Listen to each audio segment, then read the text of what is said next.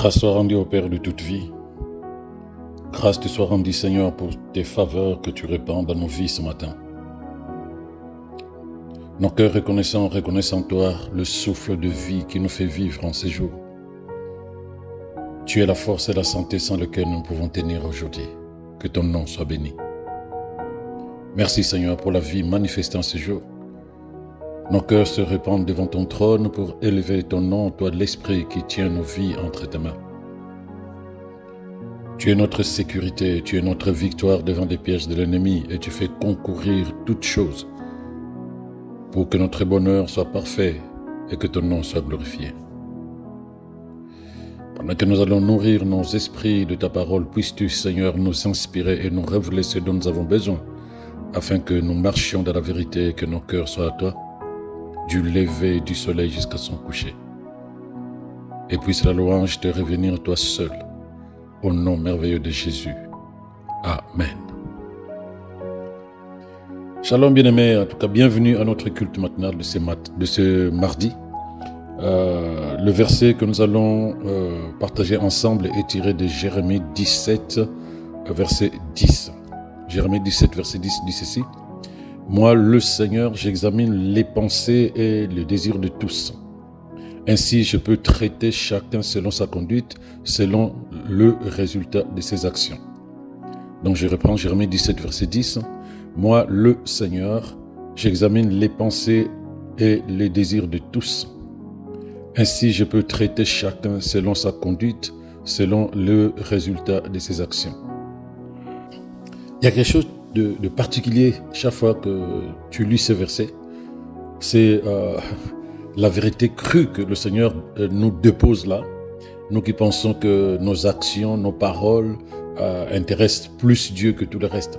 Parce que nous pensons même que de la même manière que nous sommes capables de cacher notre cœur et les sentiments de notre cœur, l'intérieur de notre cœur, nous sommes capables de le cacher devant les êtres humains.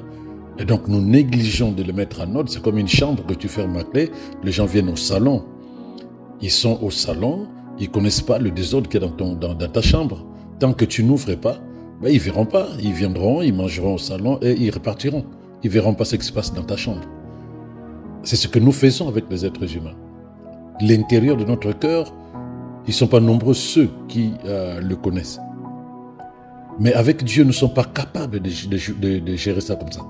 C'est lui notre créateur, il nous connaît, c'est lui qui a créé notre cœur. Rien n'est caché devant sa face.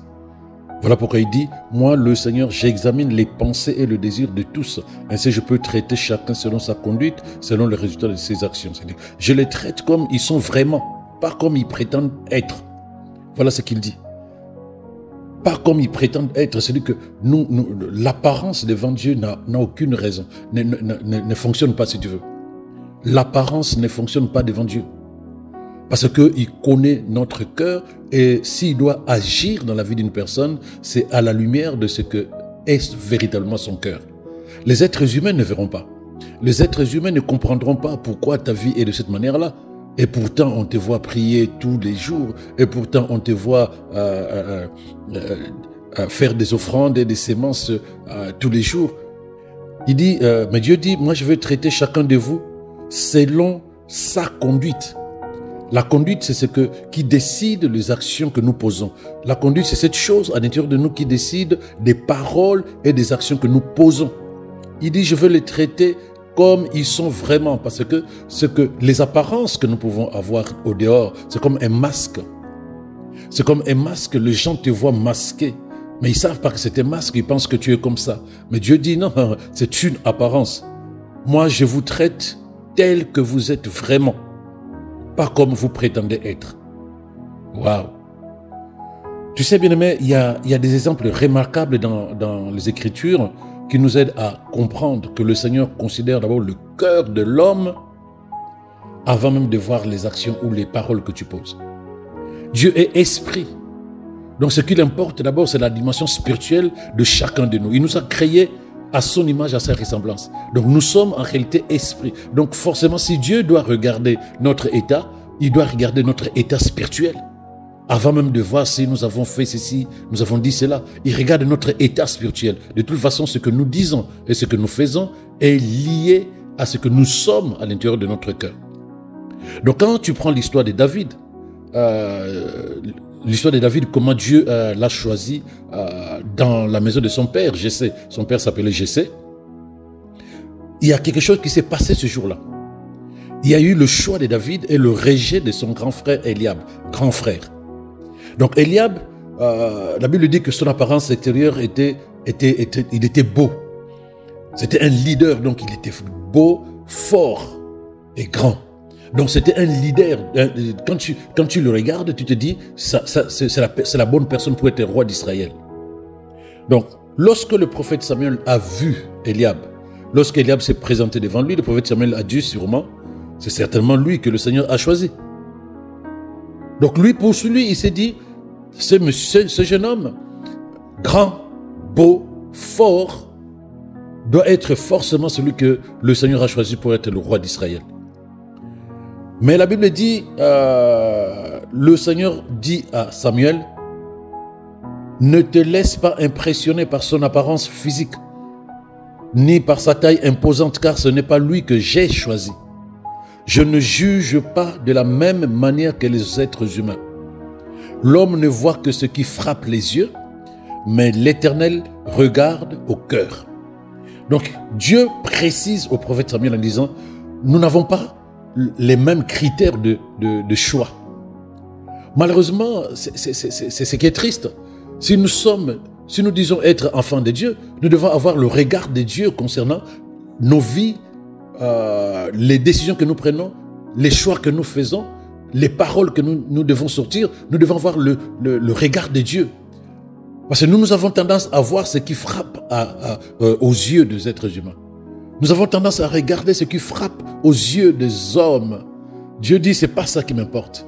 Ce qui m'importe, c'est l'état du cœur de quelqu'un.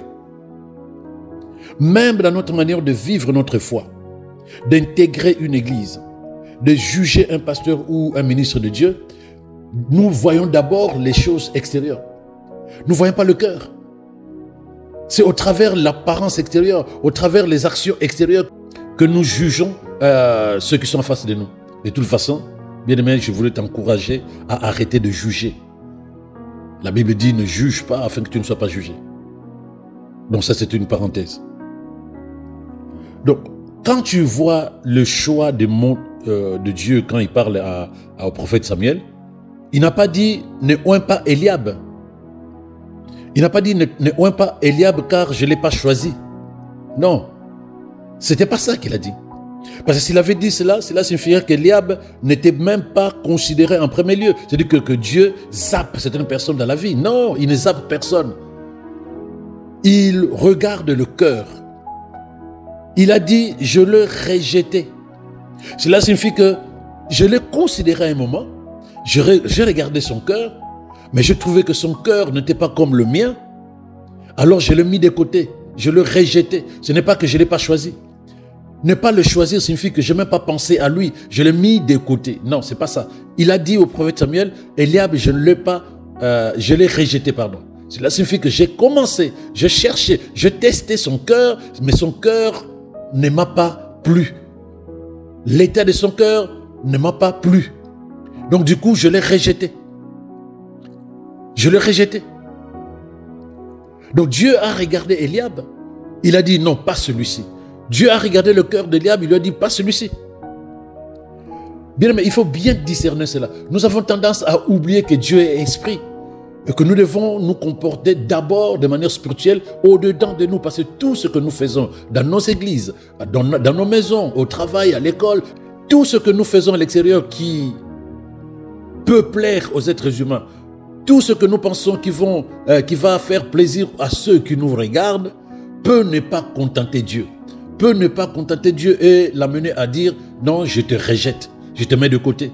Parce que malgré tout ce que tu fais, ton cœur ne m'appartient pas. Quand tu lis, bien aimé, quand tu lis 1 Samuel 13, verset 14, David avait un cœur qui recherchait Dieu.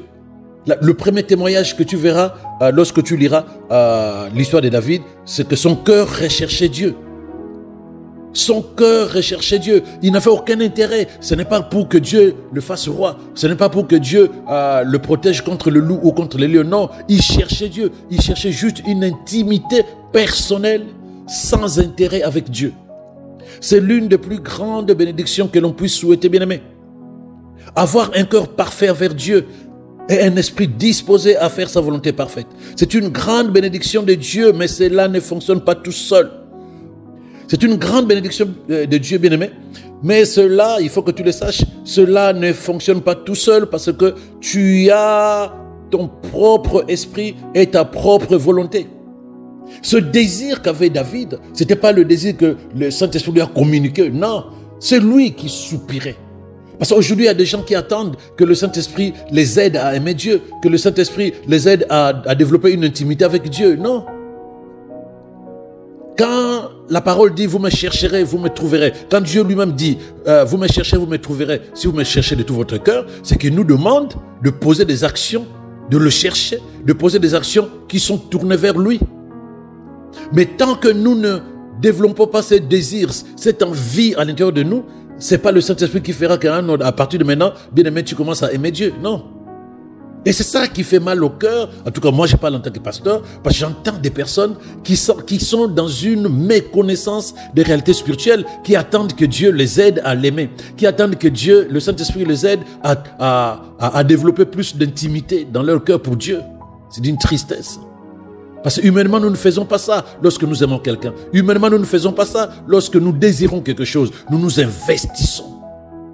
Nous mettons tout dedans jusqu'à ce que nous trouvons. Mais avec Dieu, nous attendons que l'Esprit nous aide. Nous sommes là devant notre canapé, en train de zapper. Seigneur, aide-moi à t'aimer. Seigneur, Saint-Esprit, aide-moi à avoir une relation intime avec Dieu. Aide-moi à avoir un cœur qui est tourné vers Dieu. Non, Dieu dit, c'est ton cœur que moi je regarde. Même quand tu te lèves avant de prier, je sais ce que tu penses de moi, Dieu. Eh oui, bien-aimé, tu as ton esprit, tu as ta propre volonté. Rappelle-toi que Dieu a donné à Saül, donc avant David, le prédécesseur de David, il a donné à Saül un bon cœur. C'est bien écrit dans 1 Samuel 10, verset 9. Saül avait un bon cœur. Pourtant, il n'a pas servi Dieu parfaitement. Il a fait un choix. Lorsque Saül rencontra Samuel le prophète pour la première fois, la Bible dit que l'Esprit de Dieu tomba sur Saül et qu'il prophétisa avec les prophètes. Il a prophétisé. Là, tu verras ça dans 1 Samuel 10, verset 10. Il a prophétisé avec les prophètes. D'où venait la prophétie? De Dieu. Donc, il était quand même en phase avec l'Esprit de Dieu. C'était la manifestation extérieure de ce qu'il avait reçu. Il y a eu un changement à l'intérieur de lui. La Bible dit spécifiquement que Dieu a donné à Saül un autre cœur. Mais malheureusement, ce qui est triste dans l'histoire, Saül n'a pas conservé son cœur parfait. Dieu lui a donné un cœur parfait, mais Saül n'a pas conservé ce cœur. Il a offert un holocauste contre les instructions de Dieu au travers de son prophète.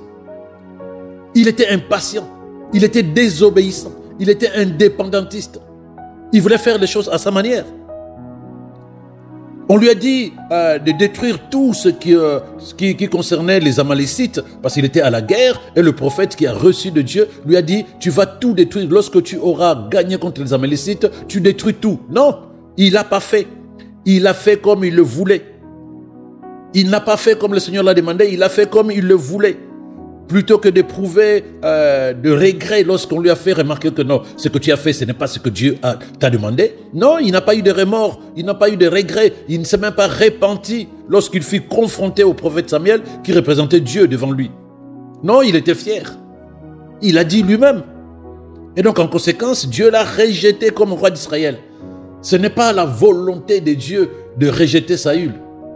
C'est son comportement qui l'a disqualifié. Il a été disqualifié à tel point que le Seigneur a dit « Je regrette d'avoir fait de Saül roi, car il s'est détourné de moi et il n'a pas exécuté mes ordres. » Le cœur, bien-aimé, tu peux avoir eu une relation profonde avec Dieu. Tu peux avoir eu, comment il faut que j'appelle ça, des prophéties où Dieu dispose d'une vie bénie te concernant. Mais sur le chemin de ta vie, quel choix fais-tu? Quelles sont les influences qui te conduisent dans ton cœur? Saül devient envieux de David, alors que ce n'est pas la faute de David. Il a continué sa rébellion contre Dieu. Il a continué son opposition vis-à-vis de Dieu. Son cœur courait après d'autres choses. C'est la raison pour laquelle tu dois te protéger, bien-aimé. Tu dois protéger ton cœur, comme dit la parole de Dieu. Parce que l'influence de Satan, ce n'est pas ailleurs, c'est dans ton cœur. Proverbe 4, verset 23 le dit. Protège ton cœur, ta vie en dépend.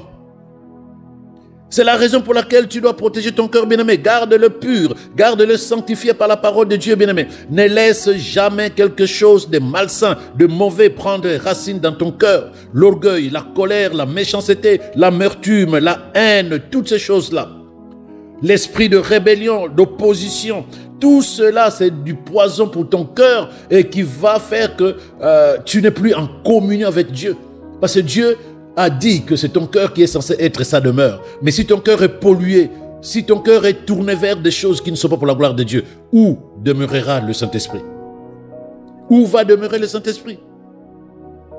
Tes pensées viennent de ton cœur, bien-aimé. Le caractère de tes pensées révèle l'état de ton cœur. Lorsque tu es né de nouveau, tu as reçu un cœur d'amour, un cœur nouveau.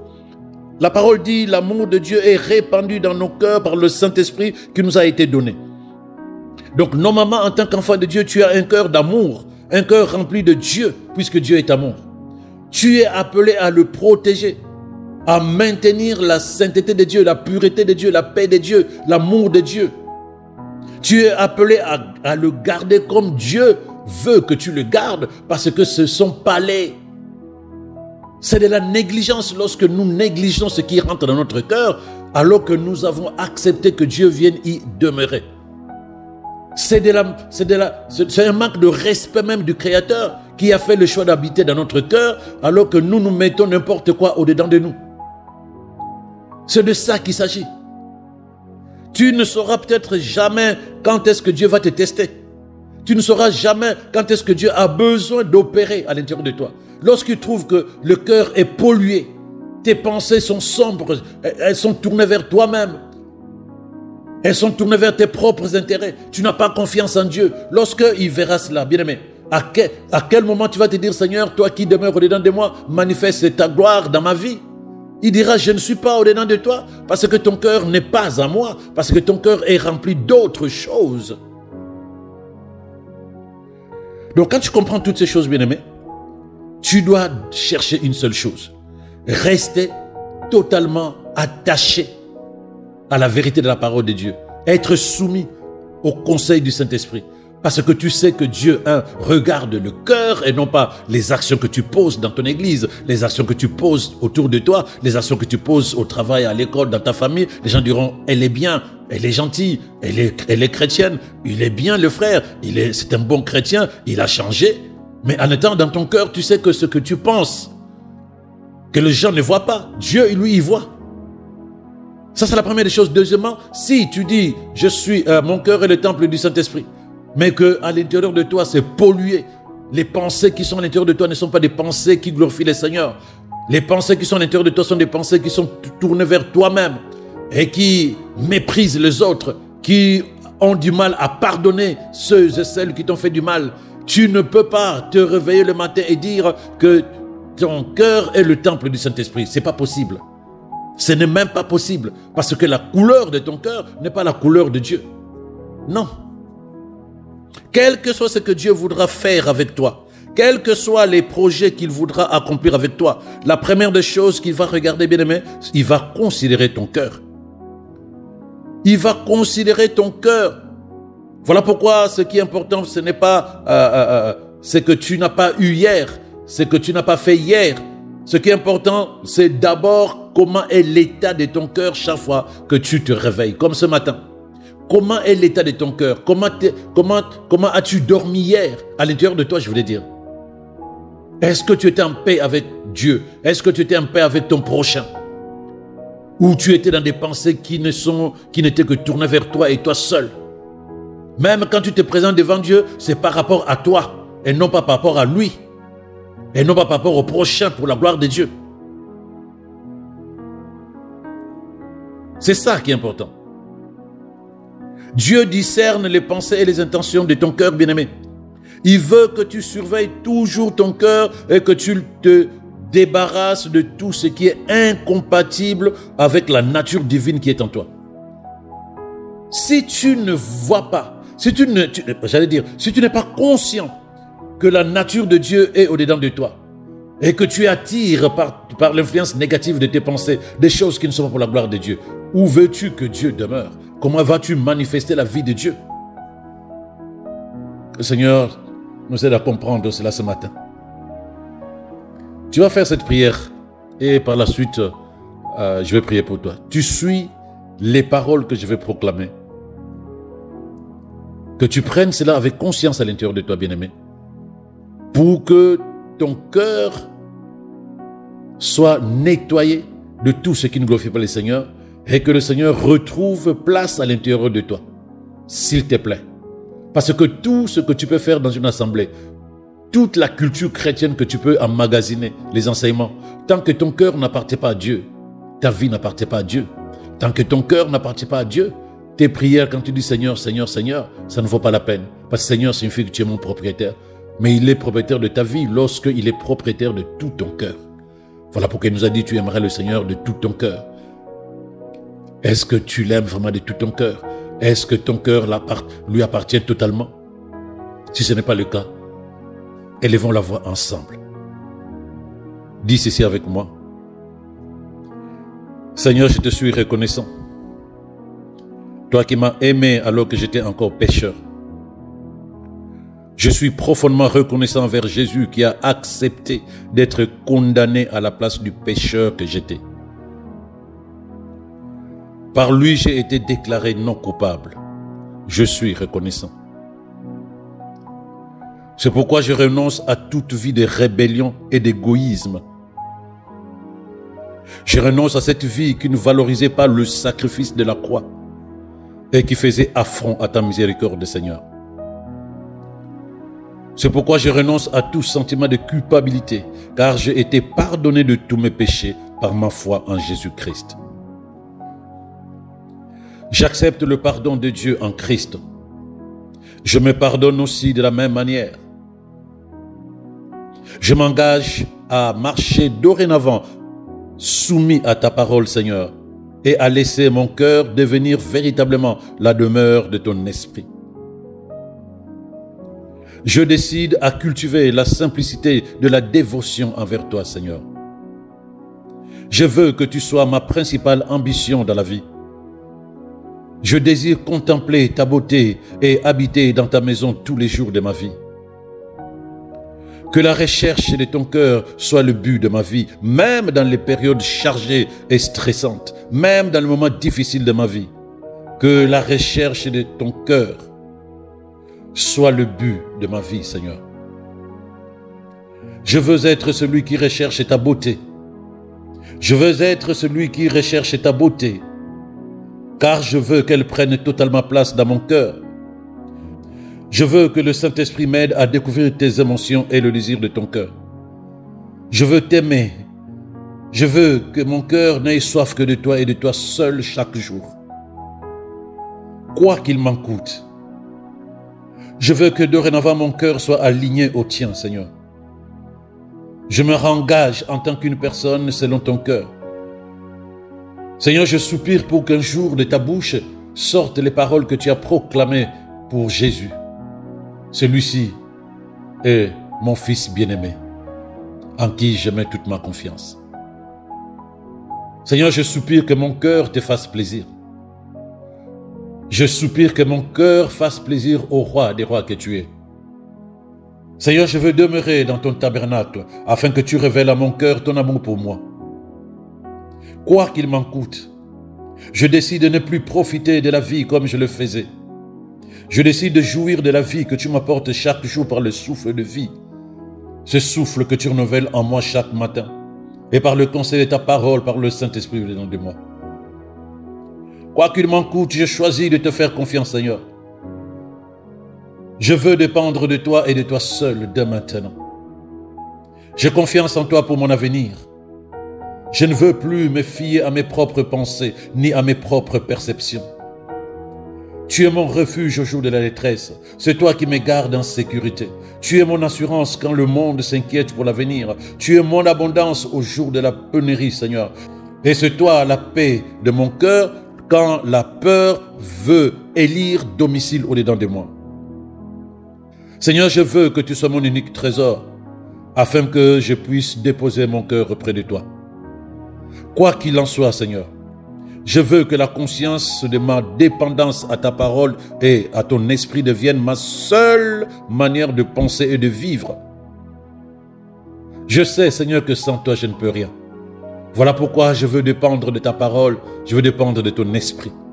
Que cela devienne ma conscience de chaque jour, Seigneur, du lever du soleil jusqu'à son coucher. Je veux que tu m'apprennes, Seigneur, à discerner le bien du mal, afin que mon esprit s'empresse de suivre le conseil de ton Saint-Esprit. Et quoi qu'il m'en coûte, je décide de me laisser discipliner par le Saint-Esprit et ta parole, afin que je puisse partager ta sainteté et porter le fruit paisible de la justice. Je te remercie, Seigneur, pour la restauration de mon cœur, pour la force que tu me donnes par le Saint-Esprit, la force de marcher sur le chemin de la continuité avec toi et avec toi seul. Je te suis reconnaissant au nom de Jésus. Amen. Maintenant, je vais prier pour toi, bien-aimé. Que le Seigneur, qui est fidèle à sa parole, qui a entendu ta prière, fasse selon le désir de ton cœur. Que ton cœur soit restauré, afin que dans ton dialogue, dans tes conversations avec lui, qu'il ne soit pas celui qui va dire « je te rejetais », mais celui qui va dire pour toi, j'ai trouvé la personne selon mon cœur. C'est ma prière pour chacun de nous. C'est ma prière pour notre Église bien-aimée. Je vais élever la voix pour toi. Bien-aimé, je prie pour toi afin que par le Saint-Esprit et la parole, tu puisses bannir toute mauvaise pensée, toute idée contraire qui tente d'assaillir ton esprit. Que la colère, la méchanceté, que l'amertume, la haine, l'orgueil n'aient plus place dans ton cœur au nom de Jésus. Que l'amour de Dieu s'exprime dorénavant dans ton cœur aujourd'hui et toujours au nom de Jésus. Je prie pour toi, bien-aimé, aujourd'hui afin que l'Esprit de Dieu ouvre les yeux de ton cœur, afin que tu saches quelle est l'espérance de son appel et quelle est la richesse de la gloire de son héritage pour tout ce qu'il a appelé à lui. Je prie qu'il t'aide à voir et à appréhender ton prochain niveau de réussite. Puisse-t-il éclairer ton cœur pour comprendre le niveau suivant et supérieur de la gloire et de la victoire qu'il a préparé pour toi et de te donner la capacité divine de monter à ce niveau-là au nom de Jésus. Que ton cœur soit totalement tourné vers Dieu, car tout ce que le monde peut te proposer comme solution, comme bonheur, n'existe pas, car le seul qui est solution, c'est Christ, et le seul qui est bonheur, c'est Dieu lui-même. Je déclare que la santé est en toi, la force est en toi, la promotion est en toi, la protection est en toi, l'augmentation est en toi, au nom de Jésus. Aucune mode d'arme contre toi ne va prospérer. Et Dieu va t'augmenter de gloire en gloire. Tu passeras de grâce en grâce, de force en force, et tu vas expérimenter continuellement la victoire de Christ dans ta vie, au nom de Jésus. Je prie que le Saint-Esprit de Dieu te fasse grandir de toutes les manières, qui te fasse progresser dans ta vie au nom de Jésus. J'élève ma voix pour que ton cœur, restauré dans sa relation avec Dieu, t'apporte paix, t'apporte joie, t'apporte espérance. Là où le monde peut chercher à te séduire pour te détourner de la vérité de la parole de Dieu. Que par le Saint-Esprit et la parole, tu restes inébranlable à la vérité et que tu arrives à accomplir la destinée que Dieu a planifiée pour toi, pour la gloire de son nom et pour le bonheur de ta vie. Que le bonheur et la grâce t'accompagnent, bien-aimé, en cette journée. Au nom de Jésus. Amen. Passe une excellente journée, bien-aimé. Shalom, shalom à toi.